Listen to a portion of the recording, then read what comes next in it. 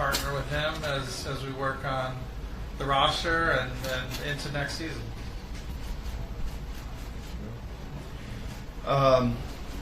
This is the first time I've been in front of the media since I left Toronto. So the first thing I'd like to say is that it was 10 great years in Toronto. Masai Ujiri and Larry Tannenbaum, Bobby Webster, everybody, they treated me really well there. It was a fascinating city, fascinating country, lots of good players, etc. So very, very grateful for those 10 years for sure. And saying that, I am super excited to be here. This is a very good team, first of all. The tradition. And as Darryl, Elton, and everyone on our side knows, is to win an NBA title. Now, obviously, we haven't achieved it. That sits really bad, as bad or worse with us as it does with you. But all we can tell you is that we're going to work tirelessly until we do. And I think Nick is going to be a big part of that success. So with that, I'd like to turn it over to Darryl, and thank you for being here. Really appreciate it. So I just have one mission, along with Elton and our staff, and that's how do we get ourselves to a championship. That we're tirelessly towards that goal. We're pretty excited about this first step. Obviously, I have a lot of work to do from here, but having the chance to add Coach Nurse to the 76ers is, personally really cool, just because we've had a long-term relationship. He's been a championship coach at some... Well, first of all, communication and relationships is the key to doing this job really well, right? And always communicate directly with the players on anything. If there's issues, or if there's schemes, or if there's improvement areas, or anything, be very direct and handle that kind of stuff one-on-one, face-to-face, sometimes in team setting. Communication is the key to being a successful head coach, and we'll continue to do that here. Dan Gelston, the Associated Press. How you doing, Nick? How are you? You said you've been in the trenches with this team, but there's been something that hasn't quite been unlocked that's been able to get it past the second round. What do you feel that's been missing that you see when you're on the other side, and what do you feel you can bring to unlock that? How will you unlock it? Yeah, I mean, my first thought on that is this team could be playing tonight, right? I think that along with some others in the Eastern Conference that probably are wishing they were getting ready to throw the ball up tonight, and that combination of staying healthy, the ball bouncing your way, coach of the 76ers. Thank you. Hey, how you doing, Nick? What's up, man? The question I have here, I know this is a great city, whatever, but you had other opportunities, Milwaukee and Phoenix. What was the one thing that stood out to you with this roster? And I know Joel Embiid, but the one thing that made this the perfect job for you? Well, there's several things you're evaluating. First of all, I know it's a good team because I'm in the trenches trying to battle you guys a lot, and a pretty good rivalry, right? We saw each other a lot in playoffs and stuff as well. Certainly a big factor. And then it's I think what's most important is ownership. Just like the other side, do your research, and everything I hear is super positive. And I know Darryl and Darryl's track record of getting players and putting together a roster that can compete for the title, I think speaks for itself. And that's what made it a fairly easy decision in the end. For the next question, just remind you your name and affiliation. Thank you. Bye, Mike. Hi, Nick. Mike Sealski from the Philadelphia Inquirer.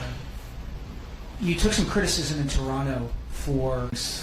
very difficult. You got to be able to do all that stuff. And as far as the rest of it, I look at it like this way. I don't really vibrate on the frequency of the past. To me, when we get a chance to start and dig into this thing a little bit, it's going to be only focused on what we're trying to do going forward. that doesn't matter. Next season, whatever's happened for the last how many whatever years, doesn't matter to me. And it's similar to Toronto a little bit, right? That be kind of a clean slate for me. Just looking forward to how we can get it done from start to finish.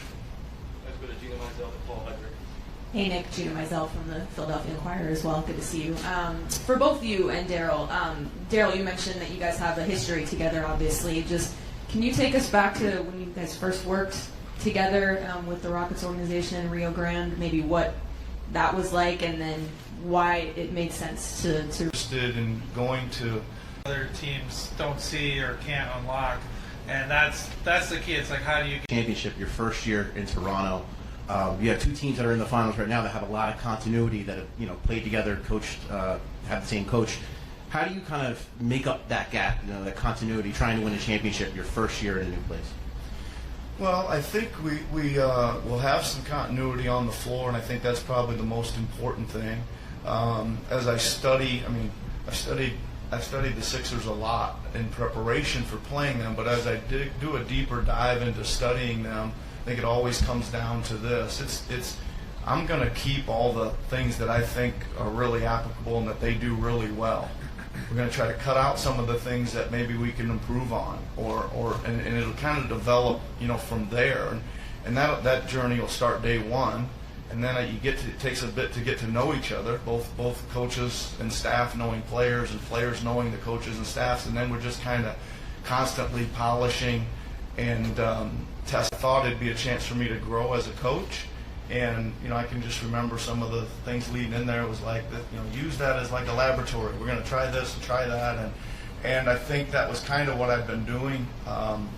Some of the other places I've been coaching, just trying things, and when they work, we kind of keep them in our toolbox. And we don't work, we crumple them up and get rid of them right away. But he encouraged innovation and creativity and trying to find a better way to do things. And that's what triggered me to go there originally.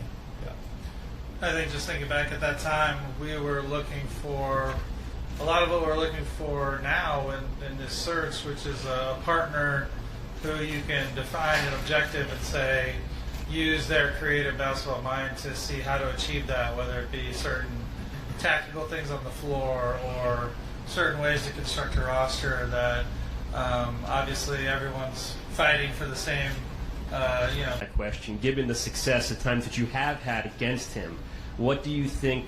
Of April and May and then June, hopefully, right? So I like that there's going to be some continuity. We know that, right? There's going to be plenty of guys that are under contract coming back, and then it's going to be our job as a staff to try to get them up to speed and build it as we go. Yeah. I think winning a title in the first year as head coach is too hard. It probably can't be done. Don Bell and Davey Grant. Nick, hi. Don Bell, CBS News, Philadelphia. You were able to load manage Kawhi and Leonard, and obviously the Raptors to a title in 2019. How might that experience with Kawhi help you with Joel? Well, I think it'll help a lot.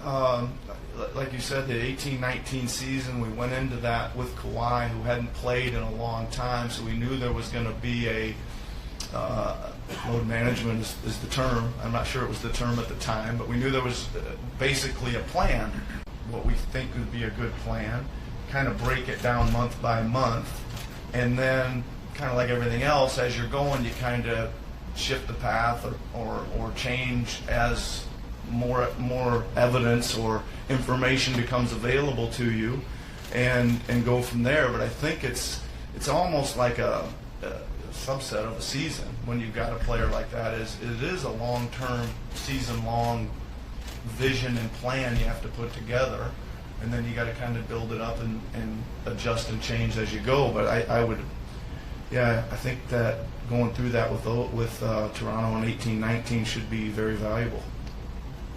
Hi, Nick. Dave Urin from KYW News Radio here in Philadelphia. I know you and Joel have expressed respect for one another in the media before. Keith the other day reported your meeting went well, but at the same time, Joel has taken some jabs at you in the media that Nick Nurse. Joel and on many different seasons, and I'll answer the last part of your question. Like, we threw everything almost, I think, you could possibly throw at a guy Because it was that hard for us to try to stop him, right? So we threw a lot at him. So at least I think that we can offensively say this is what we did and here's how we can beat it, and we've almost covered most things, right? So there's one part of that, but the rest of that, it's a little bit entertaining for me because I understand there was some exchanges and things. I didn't even really And continue to improve. They were pretty good. Like I was like, man, I don't even remember that, but now I know what everybody's talking about here a little bit. And then it kind of grew to such a for me anyway a respect level of him. It was we'd throw one thing and literally even in that playoff series, a game later, he would adjust to it, and we couldn't do. But we kind of were banking on this, that we could do, and he'd adjust to it. So.